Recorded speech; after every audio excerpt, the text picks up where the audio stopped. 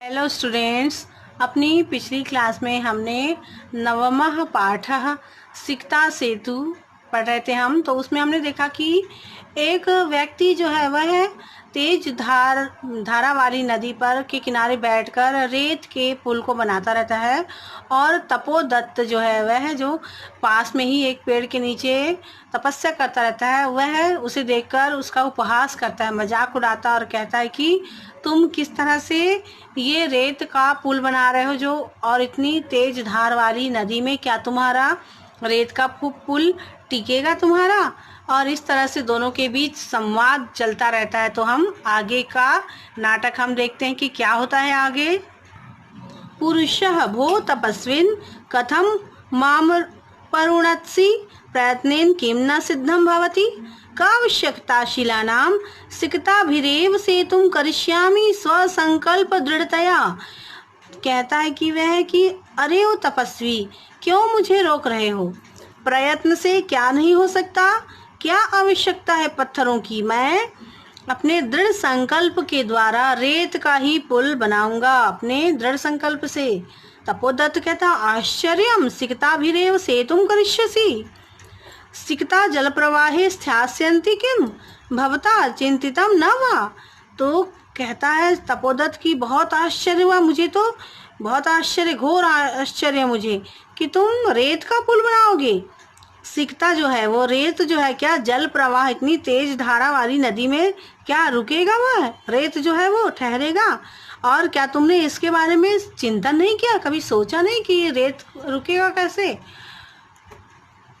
पुरुषः सोत्प्रासम चिंतितम चिंतितम। तो कहता है वह उपहास पूर्वक कहता है, जानता है क्योंकि वह जो कर रहा है वह उचित नहीं है। तो कहता है हाँ हाँ, मैंने चिंतन किया है, बिल्कुल चिंता किया है, बराबर से सोचा है, मैं बहुत अच्छे से चिंतन किया है। ना अहम सोपान मार्गैर अट्टम धिरोढ़ुम विश्वसिमि। तो कहता है कि मैं तो अपने मार्ग में अट्टालिका, जो नदी है उसके ऊपर मैं अट्टालिका बनाऊंगा और उसके ऊपर चढ़ने के लिए मैं विश्वास करता हूँ कि मैं सीढ़ी बनाकर उसके ऊपर चढ़ने के ऊपर भी मैं विश्वास करता हूँ कि मैं ऐसा भी कर सकता हूँ। समुत्प्लुत्यैव गन्तुं क्षमो अस्मि, और मैं ऊपर चढ़कर जाऊंगा, तुम देखते रहना। तो तपोदत्त कहता है सव्यंग्यम, उसके बहुत ही व्यंग के साथ कहता है तपोदत्त, क्योंकि जो पुरुष जो कहता रहता है वह तो बिल्कुल ही हो ही नहीं सकता है ना, असंभव सा कार्य रहता है, इसलिए वह व्यंग से हंसता है।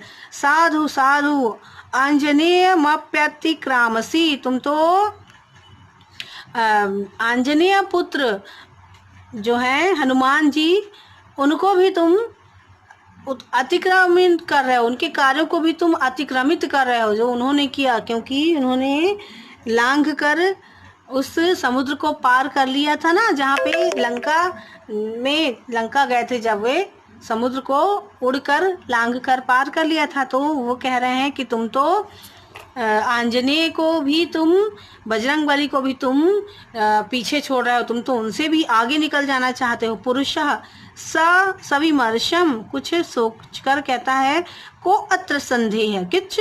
तो कहता है कि हाँ, इसमें कोई संदेह नहीं है, क्या संदेह, मैं सब कुछ कर सकता हूँ। क्यों कर सकता हूँ? बाद में वो खुद स्वयं बताते हैं कि बिना लिप्यक्षर ज्ञानम तपोभिरेव केवलम यदि विद्यावशेष्युस्ते सेतुरेश तथा मम। कहते हैं बिना लिपि के ज्ञान के, बिना अक्षर ज्ञान के, सिर्फ तपोबल से ही, केवलम तपोभिरेव, सिर्फ तपोबल से अगर तुम सारी विद्या प्राप्त करने के बारे में अगर सोच रहे हो, तो अगर मैं सोच रहा हूँ रेत का पुल बनाने के लिए, तो उसमें क्या गलत है? अगर तुम बिना अक्षर ज्ञान के, बिना लिपि के ज्ञान के अगर तुम विद्या पा लेना चाहते हो, बिना पढ़े से केवल तप के बल पे, तो मैं क्या रेत का पुल नहीं बना सकता? अगर तुम संकल्प कर सकते हो तो मैं भी संकल्प कर सकता हूँ। तपोदत्तः स्वय लक्ष्यम आत्मगतम। तो फिर तपोदत्त को फिर लगता है कि हाँ, ये खुद उसको लज्जा आती अपने ऊपर, स्वय स्वय लक्ष्यम, है ना, अपने ऊपर खुद उसको लज्जा आती है और फिर वह सोचने लगता है कि सही तो कह रहा है, ये जो मैं कर रहा हूँ वह भी तो उचित नहीं है। अये मामे वोद्दिश्य भद्र पुरुषो अयम अधिक्षिपति नूनम सत्यमत्र पश्यामि। तो कह रहा है कि ये जो भद्र पुरुष हैं ये मेरे ऊपर ही इनका आक्षेप है, ये मेरे लिए ही इन्होंने सच्चाई मुझे दिखा दिया, मैंने ही सच्चाई अभी तक सच्चाई को अनदेखा कर दिया। अक्षर ज्ञानम विनैव वैदुष्यम वाप्तुम अभिलाषामि।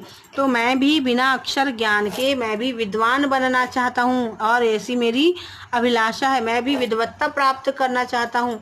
तदीयम भगवत्या शारदाया अवमानना, और भगवती सरस्वती की मैं अवमानना कर रहा हूँ, अवहेलना कर रहा हूँ, उन्हें अनदेखा कर रहा हूँ। तो यह इन्होंने मुझे दिखा दिया, बता दिया। गुरु गृहम गत्यैव विद्याभ्यासो मया करणीयः। तो तब उसको समझ में आता है कि गुरु के पास जाकर विद्याभ्यास करना चाहिए मुझे। पुरुषार्थैरेव लक्ष्यम प्राप्यते, और पुरुषार्थ करके मेहनत करके ही लक्ष्य को मुझे प्राप्त करना चाहिए। और फिर उसकी समझ में आ जाता है। भो नरोत्तम ना हम जाने यत को अस्ति भवान।